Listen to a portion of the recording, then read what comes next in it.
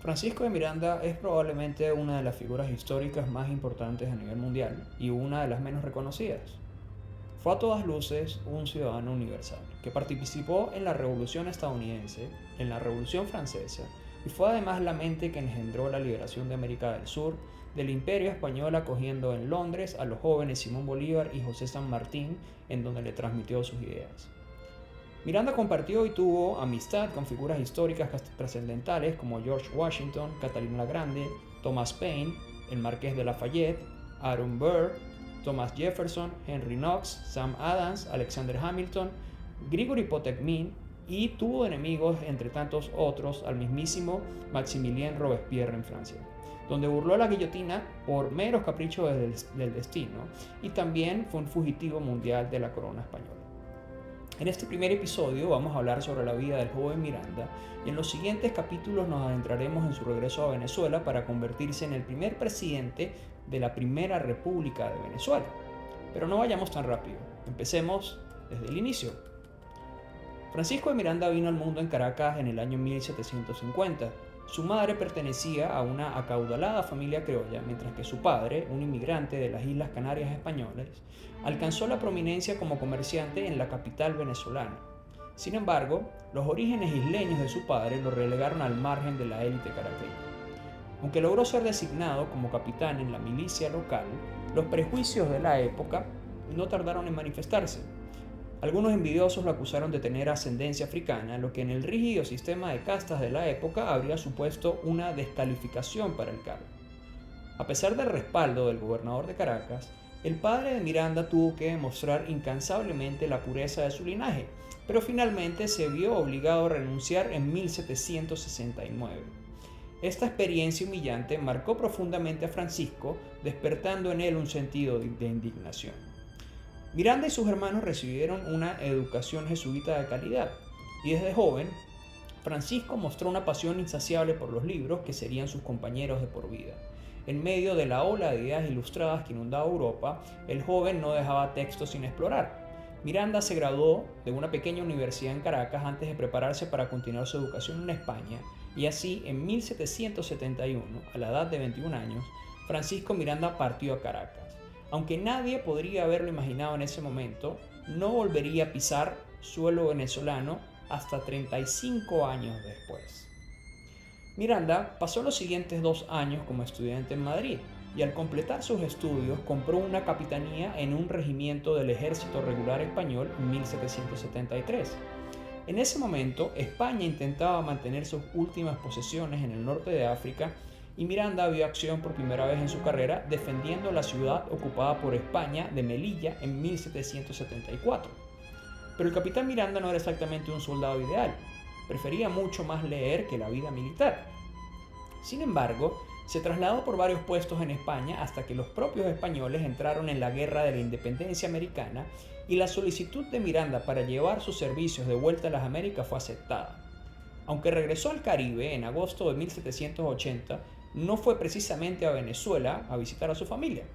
Lo destinaron a Cuba y fue promovido a teniente coronel, llegando justo cuando los españoles estaban en una buena racha de éxito contra los británicos, donde tomaron primero Baton Rouge y luego Mobile en Estados Unidos. La primera operación en la que parece haber participado Miranda ocurrió a principios de 1781, cuando los españoles pusieron sitio al fuerte Pensacola. El sitiado duró aproximadamente 2 meses y terminó con la capitulación británica en mayo de 1781. Poco después, el coronel Miranda fue enviado a Jamaica para organizar la liberación de 900 prisioneros españoles y mientras estaba allí entró en contacto directo con oficiales y ciudadanos británicos con quienes desarrolló una buena relación. Miranda admiraba enormemente a los británicos por su visión de futuro en contraste con lo que consideraba la atrasada España. Mientras estuvo allí, también organizó la compra de algunos barcos británicos para la Armada Española y, crucialmente, hizo un trato con un comerciante británico para llenar las bodegas con mercancías británicas para revenderlas en los mercados españoles cerrados. Al regresar a Cuba, los enemigos de Miranda, de los cuales había muchísimos, lo acusaron de ser un espía británico y un contrabandista. Estas acusaciones lo perseguirían durante casi 2 años, y aunque logró evadir el arresto con la ayuda de amigos bien posicionados, en el verano de 1783 le informaron que el gobernador de Cuba pretendía arrestarlo. En lugar de arriesgarse con las autoridades, Miranda huyó, y no sería la primera vez que lo haría. En esta oportunidad se embarcó secretamente en un barco americano en junio de 1783 y navegó hacia las Carolinas en Estados Unidos, comenzando una vida de exilio permanente. Miranda era un soñador con un ego muy saludable y un complejo de superioridad, y es probable que ya estuviera meditando sobre lo que se necesitaría para liderar una gloriosa lucha por la libertad en su patria, es decir, Venezuela, para poder liberarse de lo que él consideraba los españoles arrogantes, mezquinos y atrasados que habían subyugado a su país. Mientras viajaba por el mundo, solo se volvería más ferviente en su creencia que él estaba destinado a liberar a América del dominio español.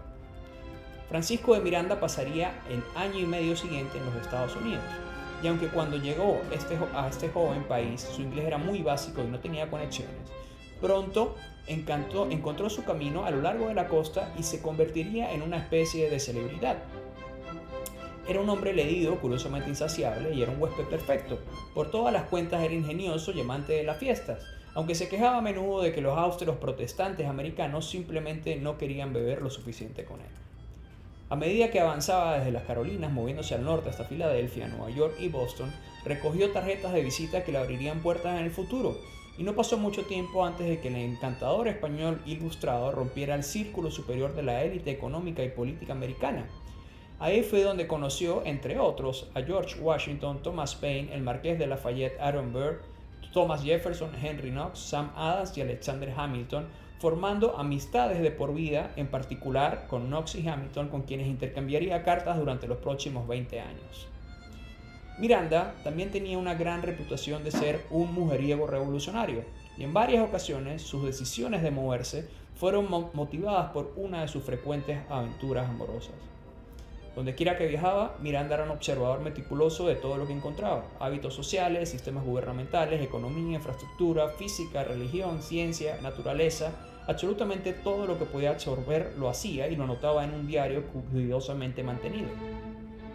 Estaba particularmente interesado en los sitios de batalla de la guerra revolucionaria y contactó a veteranos continentales para que le mostraran los terrenos donde había luchado, estudiando realmente lo que sería necesario en cada batalla. Los americanos amaban la atención seria que le dedicaba a ellos y a su causa, y él llegó a admirar grandemente su republicanismo sincero, y juntos hablaron del sueño de la independencia hispanoamericana. Miranda concluyó su gira en Boston a finales de 1784, involucrado en largas conversaciones con Sam Adams sobre el proceso de ganar una república independiente, pero luego decidió seguir adelante y a principios de 1785 embarcó en un barco en Boston rumbo a Londres, dejando atrás un conjunto de amigos, contactos y aliados en los que podría y de hecho se apoyaría en el futuro. De hecho, cuando llegó a Londres, traía consigo un montón de cartas de presentación que utilizó para entrar en el pequeño círculo social americano en Londres, y en ese círculo rápidamente se hizo mejor amigo del coronel William Smith, quien estaba adscrito en la embajada americana y servía al hombre que estaba a punto de convertirse en su suegro, el embajador John Adams. Smith y Miranda planearon hacer un gran tour por el continente juntos, y en agosto de 1785 cruzaron a los Países Bajos y desde allí continuaron a Berlín, donde observaron ejercicios militares prusianos. Luego pasaron las siguientes semanas viajando hacia Viena y luego a Budapest, donde pasaron unos días con el gran compositor Joseph Haydn. Miranda compartió, habló y cenó prácticamente con toda figura intelectual, artística y política notable de la época. El coronel Smith tuvo que regresar a Londres y Miranda continuó solo a través de los Alpes hacia Italia, y una vez allí comenzó a contactar a la comunidad jesuita americana exiliada, la mayoría de los cuales se habían establecido en Italia. Cuando estos hombres llegaron a Europa, descubrieron que los europeos eran fenomenalmente ignorantes sobre las Américas. Así que para disipar prejuicios ignorantes, habían comenzado a producir historias naturales de las Américas, historias sociales y otros trabajos académicos para defender su patria y explicarle a los europeos, forjando una identidad proamericana única que Miranda llegó a abrazar profundamente. Miranda finalmente se estableció en Roma durante 2 meses, donde absorbió esa gran ciudad antes de dirigirse a Atenas en la primavera de 1786 para hacer lo mismo con esa gran ciudad y de allí a Constantinopla, donde pasó unos meses más también. En todas partes donde iba estudiaba la historia, el idioma, la cultura y lo anotaba todo, reflexionando sobre las políticas y costumbres de cada país. Francisco Miranda se fue convirtiendo en un hombre universal, que tenía una perspectiva muy única del mundo moderno porque iba a todas partes y trataba de conocerlo todo. En este punto tomó una decisión bastante peculiar. En el año 1787 decide dirigirse a Rusia y mientras estaba en Crimea conoció al gran general y estadista llamado Grigori Potenkin, quien tomó aprecio por Miranda y le pidió que lo acompañara a Kiev para conocer a la emperatriz Catalina la Grande. Así que en febrero de 1787, Miranda fue invitado a una cena con la emperatriz. Catalina era tan ilustrada y despótica como se puede ser, y ella misma era insaciablemente curiosa, así que pasó la comida haciendo preguntas a Miranda sobre su patria hispanoamericana. Y Miranda fue lo suficientemente encantador y atrevido como para que la emperatriz lo incluyera en su círculo íntimo de favoritos. Y durante las siguientes semanas y meses, los dos tuvieron fuertes discusiones sobre cada tópico imaginable de política interna y externa. Incluso se difundió el rumor de que también se convirtieron en amantes, pero esto es algo que nunca ha podido ser realmente comprobado. Pero como siempre fue su modus operandi, donde quiera que Miranda iba, hablaba tanto como podía sobre la independencia hispanoamericana y ahora intentaba persuadir a Catalina para que lo apoyara en la independencia de Venezuela. Catalina parecía interesada en apoyar el proyecto, pero pronto una guerra renovada con los turcos desvió su atención y su dinero mucho más cerca de casa.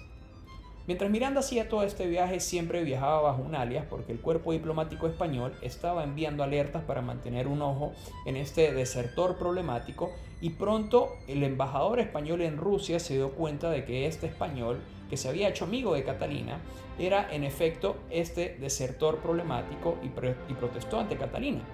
Tras lo cual, la emperatriz hizo de Miranda un conde ruso y le dio 10.000 rublos para vivir.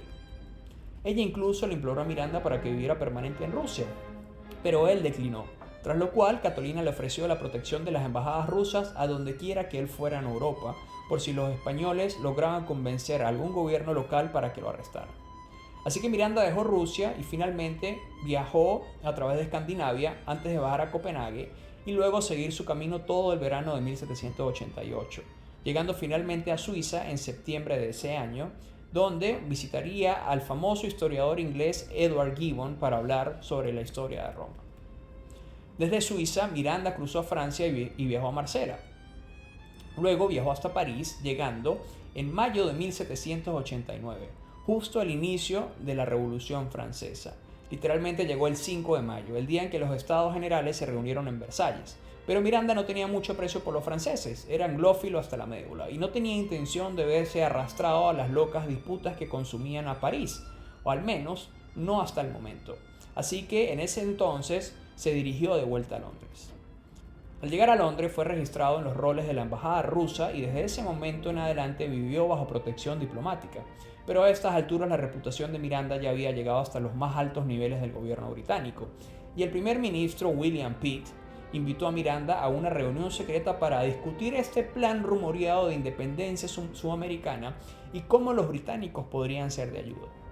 Miranda entonces pasó a la nómina británica y tuvo su primera oportunidad para comenzar a elaborar serios planes para la independencia hispanoamericana, cómo funcionaría la liberación y cómo podría funcionar un nuevo gobierno.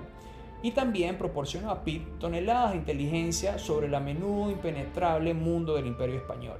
Y parece que eso fue todo lo que Pitt realmente quería, porque una vez que Miranda le había dado toda esa información e inteligencia, Pitt simplemente dejó de devolver las llamadas. Y durante los siguientes años, Miranda se fue deprimiendo al darse cuenta que finalmente no fue en lo absoluto tomado en cuenta por el gobierno británico.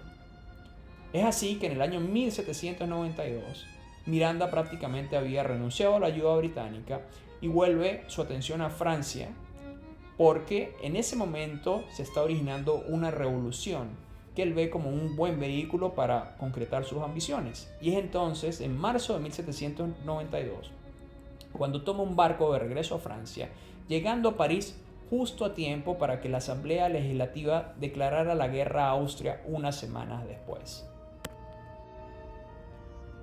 Miranda entonces se unió al círculo intelectual de los girondinos, los opuestos a los jacobinos, y después del súbito derrocamiento de la monarquía el 10 de agosto de 1792, Miranda fue abordado por Alexandre Pétion para alistarse en los ejércitos de la República Francesa, que estaban en extrema necesidad de oficiales experimentados.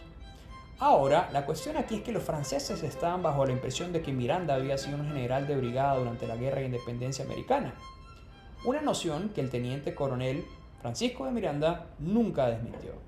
Fue entonces comisionado como mariscal de campo y partió hacia el frente en Bélgica días antes de las masacres de septiembre. Y aquí viene el giro más loco de todos. Después de que el ejército aliado austro-prusiano hubiera retrocedido fuera de Francia, Jacques-Pierre Brissot volvió su atención al problema de la rebelión en Saint-Domingue, es decir, en Haití. Brissot se convenció de que Miranda era en realidad el hombre perfecto para el trabajo. Entonces, Miranda regresó a París para discutir todo esto y hacerse cargo de Haití, aunque expresó reservas enormes sobre asumir una colonia francesa en el Caribe, actualmente en medio de una masiva rebelión de esclavos. Así que la idea finalmente se abandonó, pero Francisco Miranda casi se convierte en el gobernador de Haití en noviembre de 1792. Al despojar la idea, regresó y se unió de nuevo al ejército del norte, pero claro, una ofensiva austriaca renovada en febrero de 1793 envió a las fuerzas francesas, algunas bajo el mando de Miranda, en una retirada dispersa, y luego Dumouriez hizo su ataque imprudente en Neerwinden el 18 de marzo de 1793 y perdieron. Así que los franceses fueron severamente derrotados en Neerwinden y Dumouriez decidió culpar a todo esto posiblemente al traidor extranjero en las filas, es decir, al mariscal de campo Francisco de Miranda. Dumouriez denunció la conducta de Miranda durante la batalla y lo culpó de la derrota, pero claro, Dumouriez se volvió renegado y trató de girar a su ejército hacia París, y cuando eso no funcionó, desertó hacia el enemigo. Ahora, Miranda se había burlado de unirse al golpe de Dumouriez, pero ahora estaba en una situación muy difícil. Sus principales conexiones políticas en París eran todas girondinas, y le gustara o no, formaba parte del alto mando de Dumouriez, lo que lo ponía bajo sospecha en dos frentes, sin mencionar el hecho de que era un extranjero y justo ahora la temida conspiración extranjera estaba penetrando en las cada vez más paranoicas imaginaciones de los revolucionarios franceses. Así que Miranda fue una vez más devuelto a París y juzgado por el Tribunal Revolucionario en mayo de 1793. Misteriosamente, Miranda termina siendo absuelto de todos los cargos, pero Robespierre había fijado mentalmente un blanco en la espalda de Miranda. Y así, tras la purga de los girondinos, cuando sacaron a Danton y trajeron a Robespierre, Miranda fue arrestado una vez más y arrestado en prisión en julio de 1793. Sin embargo, misteriosamente, después de ser encarcelado, nunca le llegó su turno en la guillotina, a diferencia de todos sus amigos en el movimiento girondino que sí fueron llevados a la guillotina en octubre, junto a un montón de conspiradores extranjeros que fueron eliminados cuando Robespierre comenzó su matanza en marzo y abril de 1794. Pero Miranda sencillamente se quedó en la prisión, temiendo una muerte en la guillotina que nunca le llegaría. Así logró llegar hasta enero de 1795. Estuvo en una prisión francesa durante un año y medio aproximadamente y solo salió gracias a las maniobras del embajador americano James Monroe, porque Miranda todavía tenía muchos amigos en el gobierno americano, y esto también ocurre más o menos en la misma época en que Monroe saca a Thomas Paine de una prisión francesa. Tras su liberación, Miranda permaneció en prisión, pero continuaba siendo un personaje generalmente sospechoso para los revolucionarios franceses. Y así, cuando el levantamiento de Vendée ocurrió en 1795, aquel fue el momento en el que el joven Bonaparte iniciaría una nueva revolución. Miranda una vez más fue arrestado e interrogado, aunque finalmente fue liberado, pero luego tuvo que esconderse en el campo porque se emitió una nueva orden de arresto y permaneció escondido hasta que esa orden fue levantada en abril de 1796. Miranda entonces mantuvo un perfil muy bajo y fue en su mayoría dejado en paz hasta que llegó el golpe de Florian, momento en el cual fue nuevamente objetivo de arresto y deportación como un sospechoso extranjero reaccionario.